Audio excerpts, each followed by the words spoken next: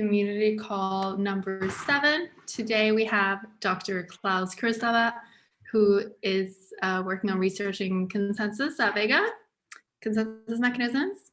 So he's going to be presenting on staking, and he's going to give a presentation for anyone that is following along wherever you may be watching. Please, if you have any questions, write them in the chat, or if you're on this call, also feel free to clarify and ask Klaus directly. And with that, I'm going to hand over to you, Klaus. Okay, thanks a lot. You see the slides? Good. Yeah. So I'll introduce basic thoughts now of the Vega staking system, and none of this is completely final and carved into stone. So we are turning this into engineering now, but for the scope of this talk, it's probably easier to consider it as musing about staking ideas, and most of them will find it into Vega, some of them may not. Some of them may still lead to really interesting discussions. So the basic model is we have the core decision makers in Vega are the token holders. So that's everybody who bought Vega tokens, investors, us, the basic stakeholders. So the validators by themselves, unless they bought tokens themselves, have no decision power. And then similar to what, for example, Polkadot does, token holders can then delegate stake to validators. So I think that guy is a good validator. So I delegate some of my voting power to this validator to allow them to be a little bit more influential in running the protocol. Now the tokens only count for validation weight, so it's important that I, as a token holder, still keep the voting rights for governance votes. So if we set parameters such as how much money the validators get, I actually keep this for myself. I don't delegate this voting right. Maybe possible that at some point I can also delegate that to someone I consider more competent, but for the staking model, the tokens only give the validators way to run the consensus protocol. And we do try to actively disencourage out-of-band delegation. So we have a mechanism inside Vega how you can delegate. So it's very much not recommended to go to Ethereum and rent out your tokens on there or short sell them. We try to make everything you need possible inside Vega, and that also means we can implement some policies that in the end are good for the stability of the whole network. Validators get a reward for doing their job. So if they validate, some of the fees go to the validator, and some of that fee again goes to the delegators, the delegated to them. So if I delegate, I also get a little bit of reward, and that's how I make money from my tokens. Now, we do assume initially that the token holders have the best of Vega in mind, because the token holders are people like investors and early community people. So we all want Vega to succeed. But we can also tolerate if everybody is in the end completely economically driven and only delegate to the validators that gives them the best return. So it's not the scenario we want, but it's a scenario we need to be able to handle if that happens. Now, one interesting thing about the word permissionless, which is sort of bugging me since quite a while, so I'm sneaking that in here.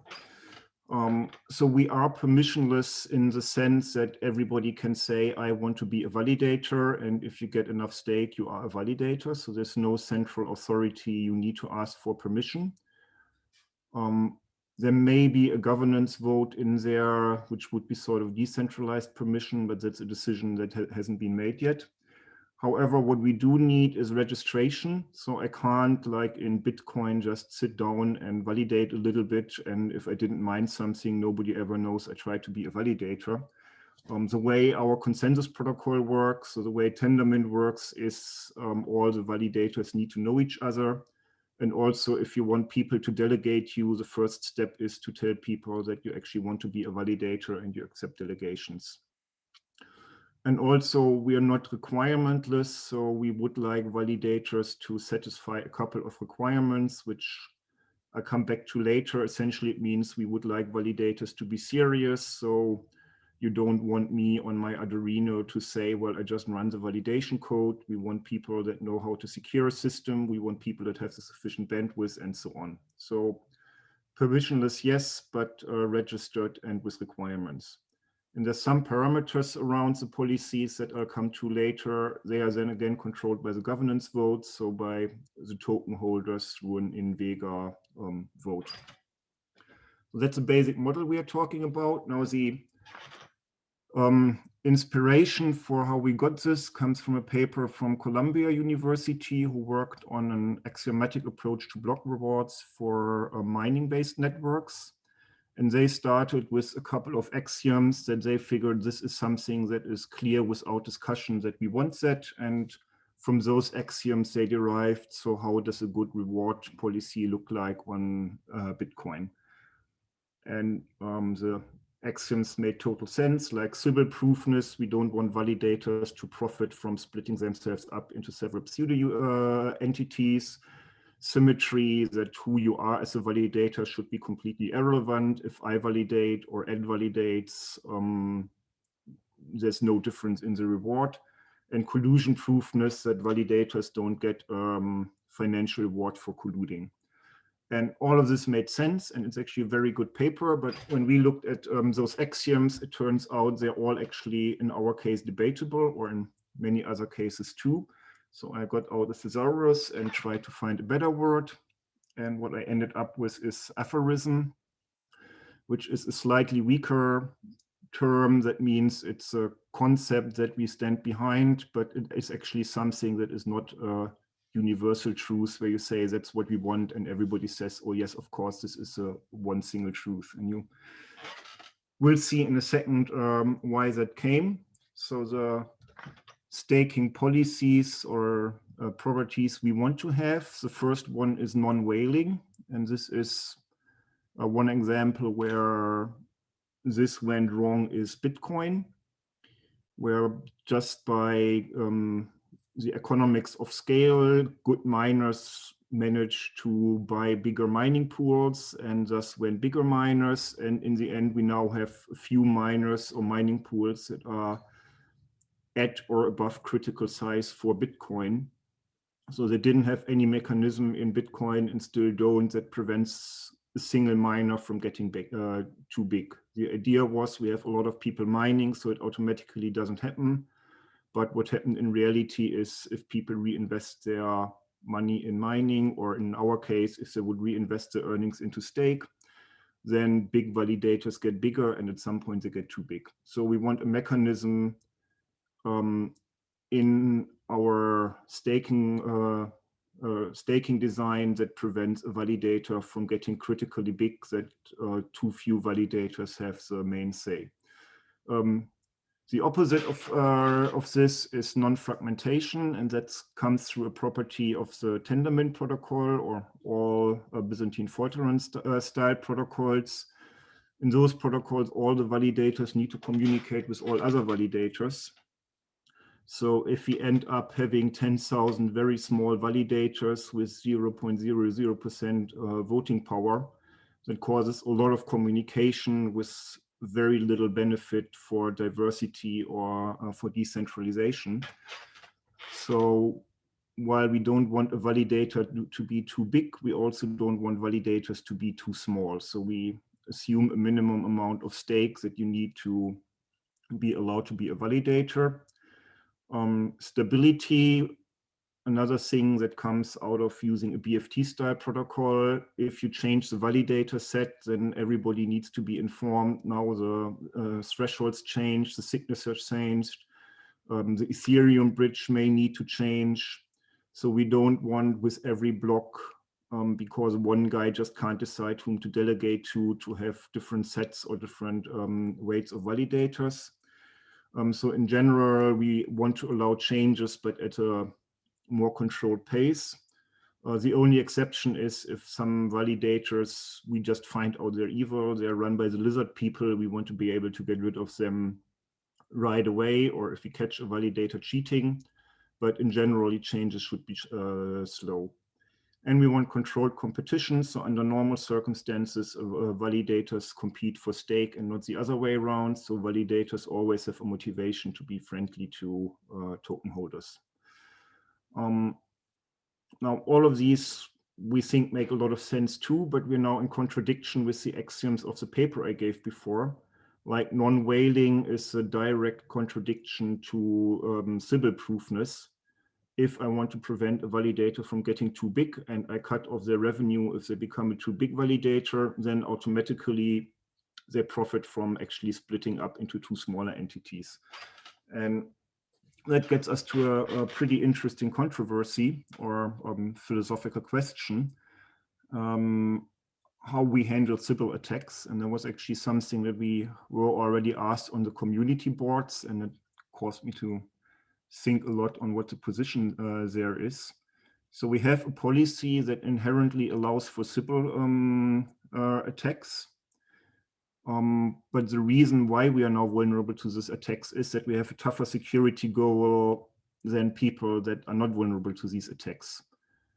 So in a way, what Bitcoin is doing by being the way it's Sybil resilient is by saying a whale is okay, which is a bit like me saying my apartment is lockpicking resilient because I removed all the locks. Yes, you cannot pick my locks, but you still can get the overall goal of robbing my apartment. So it's not inability, to the best of our knowledge, that we open up for Sybil attack, but it is that we worry about the consequence of whales in the first place. So we can mitigate some of the mitigated to some extent. So for example, through the delegation, we have a reputation system. If a totally new validator pops up tomorrow that nobody has ever heard of, that's called Lizard People 2, I would hope that most of the big token holders would say, woo, I'm not delegating to that guy because I have no idea who that is, but rather delegate to validators that have a certain reputation. We can build other mechanisms, but we will never be totally 100% secure against a Sybil attack, which in this case is a choice because the only alternative is to allow for whales in the first place, and that is a much worse situation. Any questions so far, or nobody? No, Yeah, must. on Sybil whales, I guess there's a large cost depending on how many Sybils you want to split between. So say again? I suppose there's a trade-off between the number of Sybils you would want to split your whale accounts between to get below the whale threshold here that we're trying to find the right balance for. Like, it's a known attack that someone could, but... Well, and they still need to get all the delegations, so they still need to get big enough. And then, of course, hide their identities. And we can make it also costly in if we do find out, then the community can slash you and make you pay. Cool, thanks. Yeah, that answers it. A vague question, thank you. Okay. So the next staking policies, which are getting a little bit harder to implement. So one other property of the BFT style protocols, and talking about all the negative properties. So the reason why we use them is that they're much faster and finalizing, so long as changes doesn't work for our use case. But one price we pay is because validators do to some extent wait for each other. We don't want freeloading validators. So I mentioned we don't want small validators because everybody would need to wait for them, but there's also a temptation that a validator says, well, I get my fee anyhow, so why should I put in the energy to do something? In proof of work, that's not a problem because, well, if I don't mine very actively, I will never mine a block, so I don't do any damage. A validator that exists representing a lot of stake but never participates in the protocol is really slowing stuff down for everybody. So we want to also reward performance and punish freeloading. And the last thing, which is getting a little bit more fuzzy, we also want to reward diversity. So another thing where Bitcoin is actually a lesson for staking design. So in addition to economy of scale, the other problem that mining has is that miners do tend to go where energy is cheap. So a lot of Bitcoin miners went to China. So now we have actually more, last time I checked, more than 50% of the Bitcoin mining capacity is in China. So the whole decentralization approach is a little bit broken if in the end everybody still ends up in the same country, where then a government could decide, we now confiscate all these miners and what are they going to do with Bitcoin now? Other example for diversity is Ethereum 2 crash, where it turned out that a large proportion of all validators ran the same implementation, which then had a bug. And when that bug materialized, then the remaining validators with a different implementation couldn't catch the system. So essentially the entire chain crashed. So we want to support diversity in location, but also in operating systems. And one thing that is personally scaring me a lot, that we now get cloud validation service providers, and why in general it's not a bad idea to have this, but it also has the risk that you don't know where your validator is. So you think you're running 10 independent validators, and then they all in the end run in the same cloud on servers next to each other, which again isn't very good for diversity in terms of all kinds of attacks, both by the company or they all sit in the same government legislation. So how do we implement this? There's two ways how we can implement a staking policy.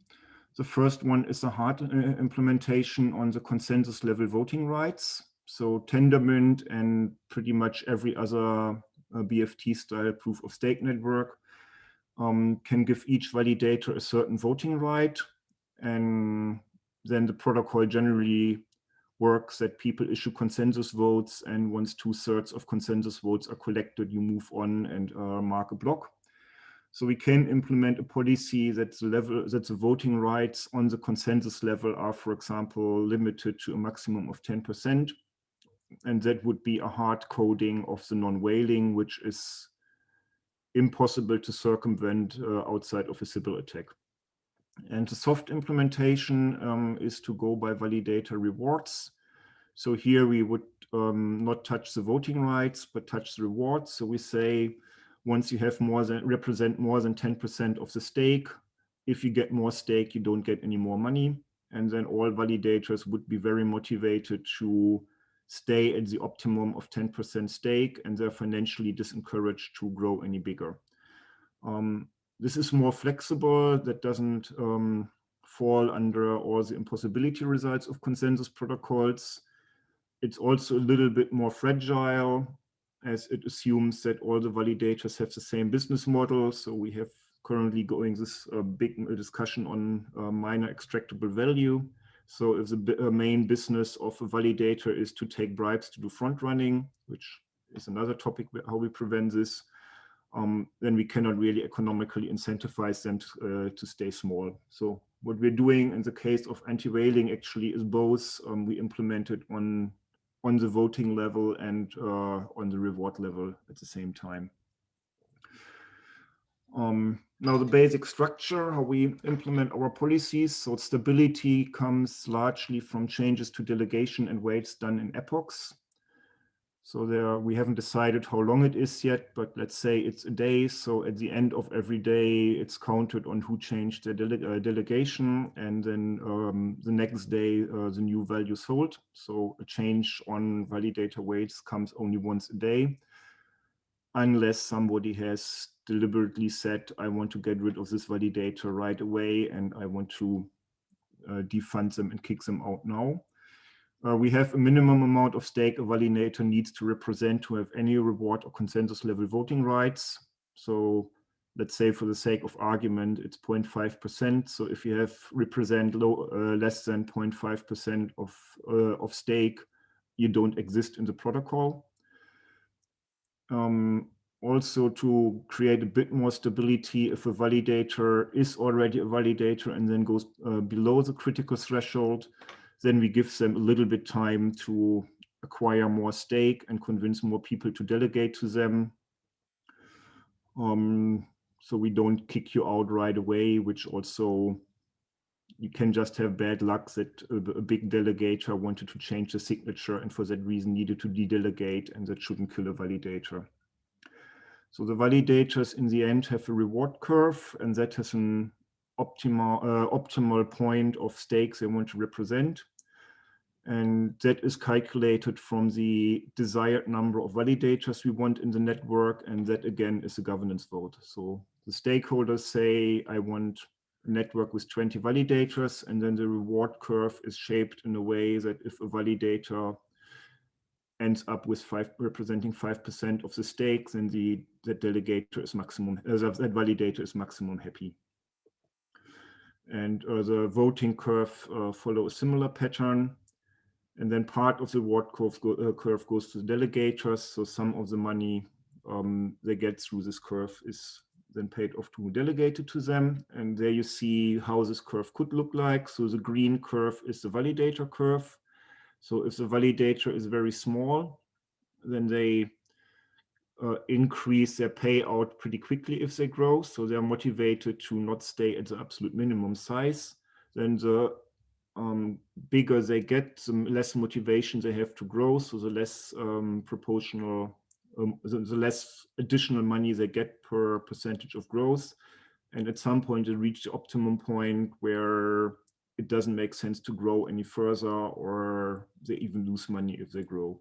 And the red thing could then be a reward curve. So at some point, actually, the validator would have to pay more reward to the delegators than they earn. And the curve is also designed in a way that it is good for delegators to delegate to small validators. So it's not only motivates a small validator to grow, but it also motivates delegators to delegate to small validators. And there's a whole 20-page paper of the math behind it, but in the end, what we want is a curve that looks like this with those basic properties. Now, diversity bonus.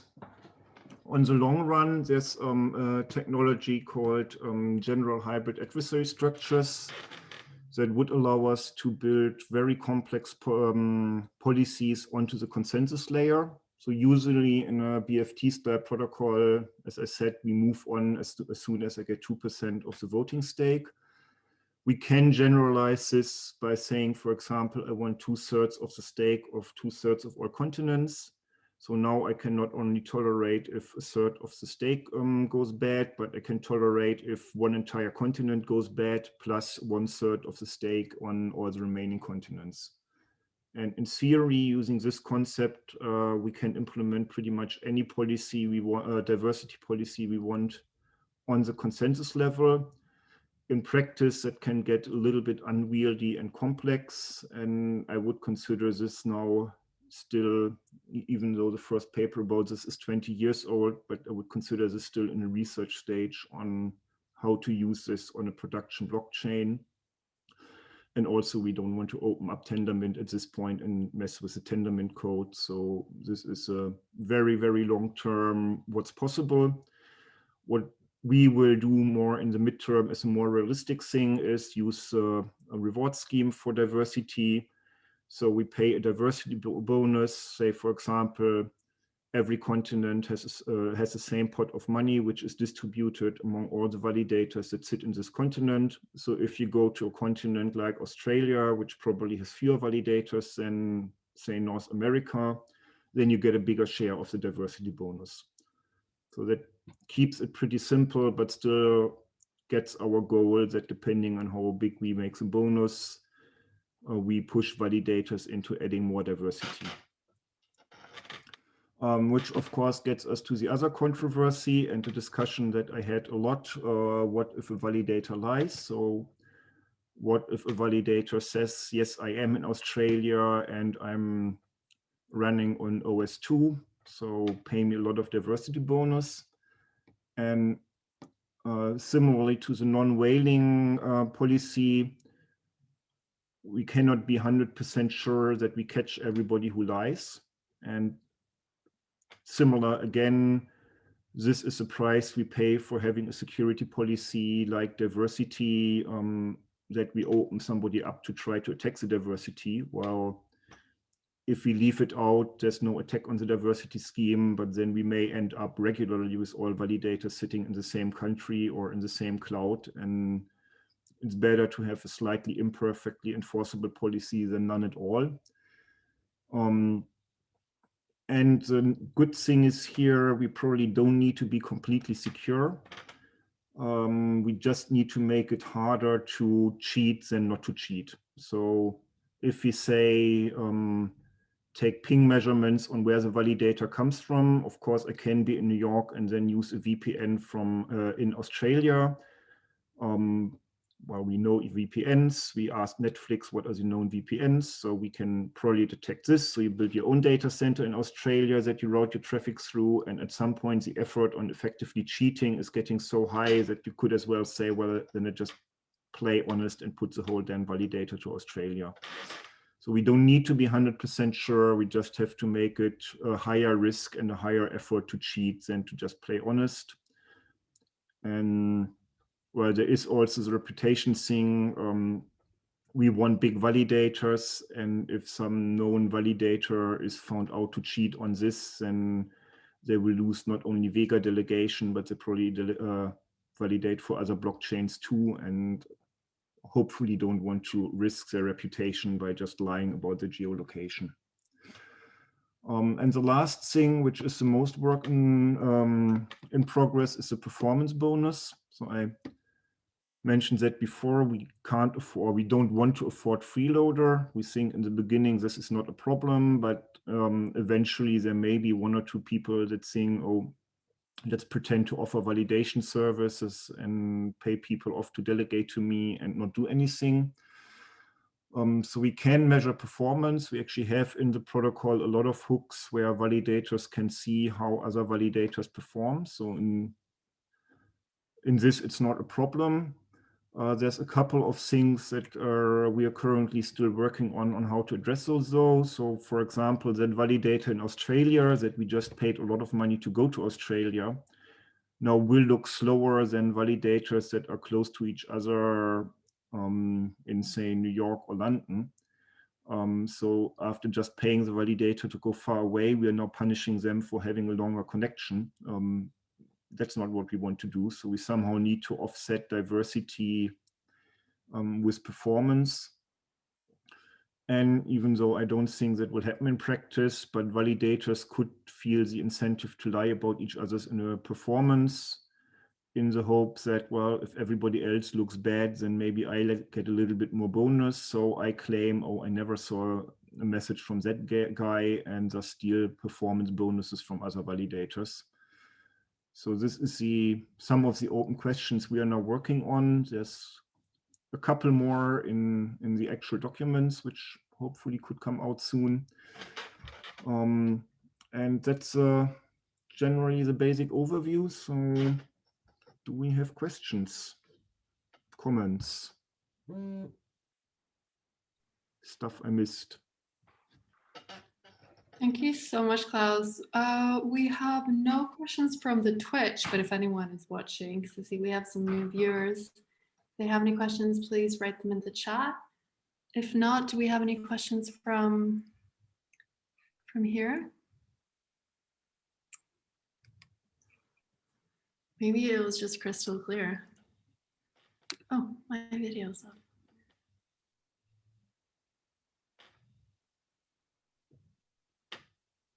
So I need to add more controversial things next time. Yeah, you do. Or it was just so perfect. This is where the validators need to eat little babies. Sorry, I was going to ask how many validators we would expect to see in sort of a launch of the first Vega mainnet. I would say a good number is something between 7 and 20. My guess is that in the beginning it will be slightly more on the lower side, and eventually 20 should be a good number. It's in the end a governance vote on what's a good number. If I had a vote, I would put it somewhere in this region. Cool. Have you, just based on previous Wendy work, have you thought about how like latencies would change if when we introduce Wendy and have the incentives for everyone to be geographically diverse? I guess that increases the latency between the nodes, which would, in certain market conditions, need to gossip more frequently. Not necessarily. So, and that's where the performance bonus is getting really strange. So generally, the protocol can move on with 2/3 of the votes. So that's why I say, so if you say have 7 validators, then we can ignore 2.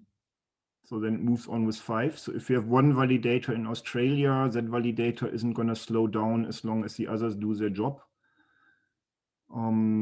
Generally, of course, yes, we want a nice distribution. And of course, we will be slower than we would be if everybody would be in the same cloud in Seattle. But that would be pretty dangerous. There are other concepts we are thinking about, like flocking or having distributed validators that have assets all over the world. But that's also then opening up the Tendermint protocol. So that's definitely nothing we want to put into the first mainnet.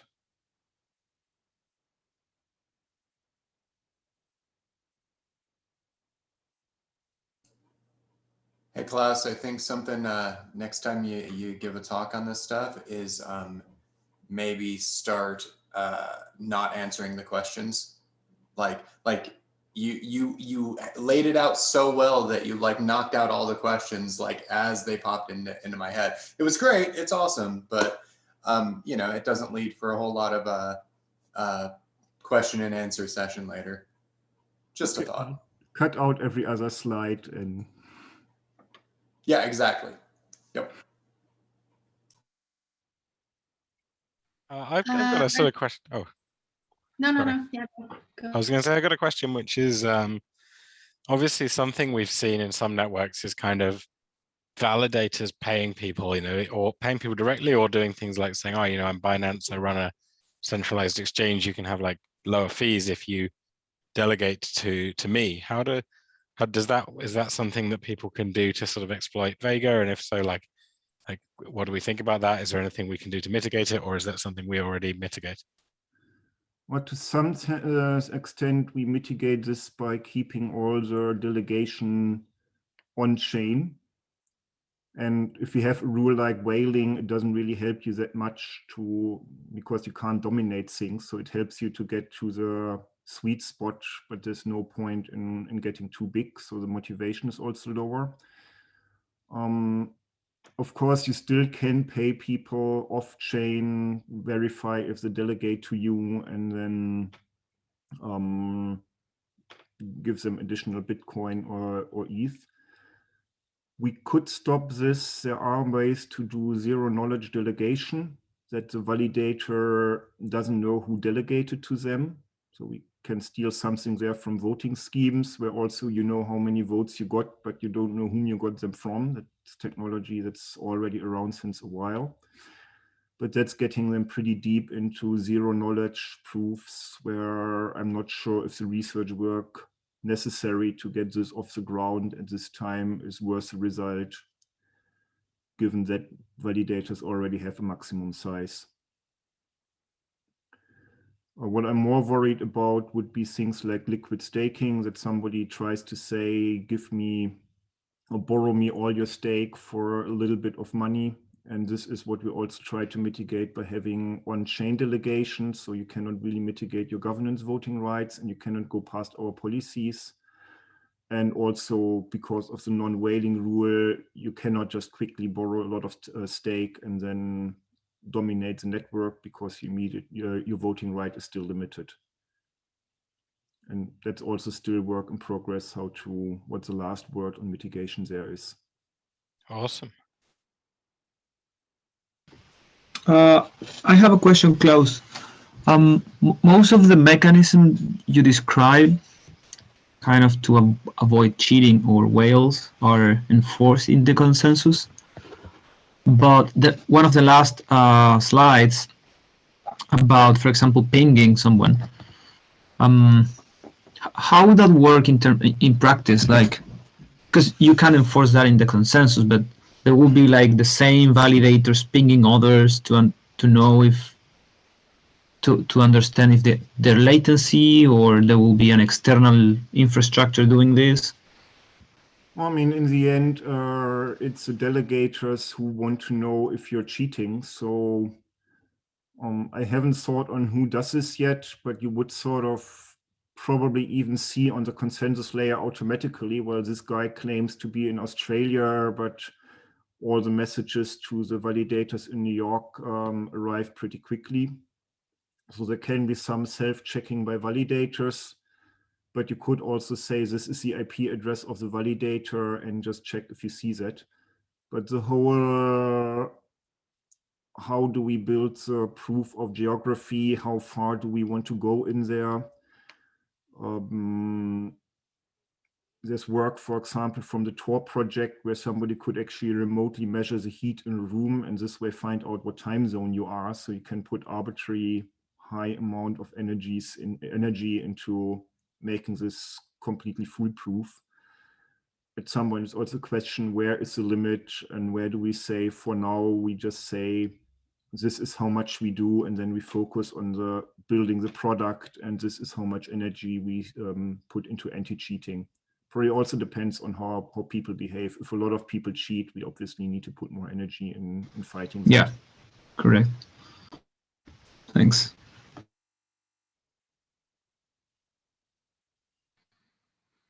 Cool. Are there any more questions then? On that topic, if I may just add, what if people are using VPN validators? How are you going to determine their geographical location? Because that's the whole purpose of VPN. You can be anywhere in the world. And secondly, is this going to be runnable on Onion network? So like on Tor, so the validators can get some kind of anonymity if they want. True, but if you run your validator through Tor, you will be so slow that you will really slashed by performance. By the time your message went through all the Tor nodes and back, the chain has already moved on.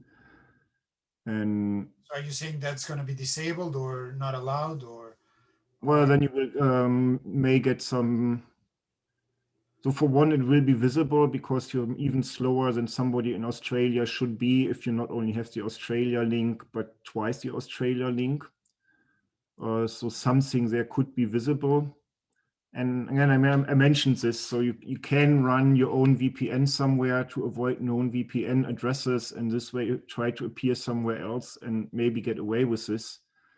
But at some point, if you go through this effort, why don't you just put the validator where you claim you put it? So yes, somebody can get away with cheating if they really want to, if they're willing to risk their reputation. And we could get a hunch that they're cheating, but maybe not foolproof. But that's again the point. Yes, we are limited, but that's still better than not even try to have any geographic diversity. And if we find out everybody is cheating, there's an arbitrary additional amount of stuff you can do. And in the end, sort of last resort, but still a possibility, is that the governance says we actually would like you to show a scan of an actual proof of address or send us a picture of your data center. And if you don't do this, then people just don't delegate to you. But there's no good solution. There's just building blocks we can build to make it harder, and then hope that at some point it's hard enough that it works and that people don't spend all their energy into just pretending to be somewhere else.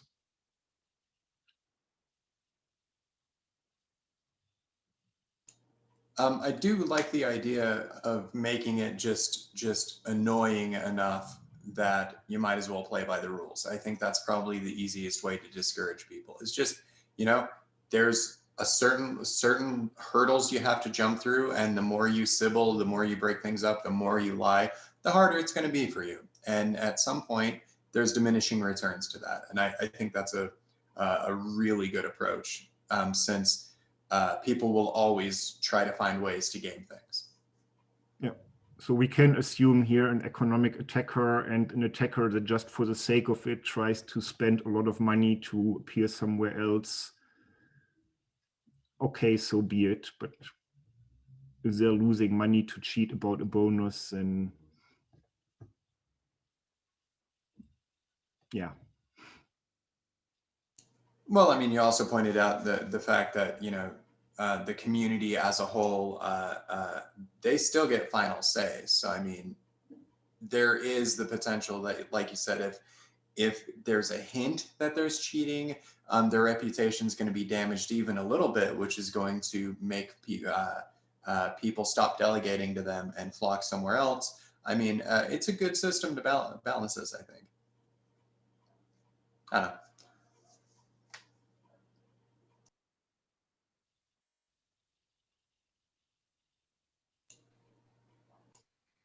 Cool.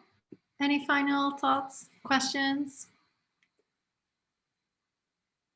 I got rid of all my Thank thoughts. you. Thank you so much for that excellent presentation. This can be viewed also later on YouTube if you want to dig into the content at your own pace. And Klaus and the whole team are around both in the forum and the Discord. Again, this will be in the notes on the call. Other exciting community news is that we're currently sponsoring ENCODE's Hack the System hackathon. There's still, you can still apply to be part of that. And I will also link how to do that in the call notes. And except for that, that is it for Vegas Community Call number 7. Thank you so much to Klaus and everyone else who tuned in and asked questions, and to those who didn't ask questions. Everyone's welcome. Thank you so much. Bye-bye.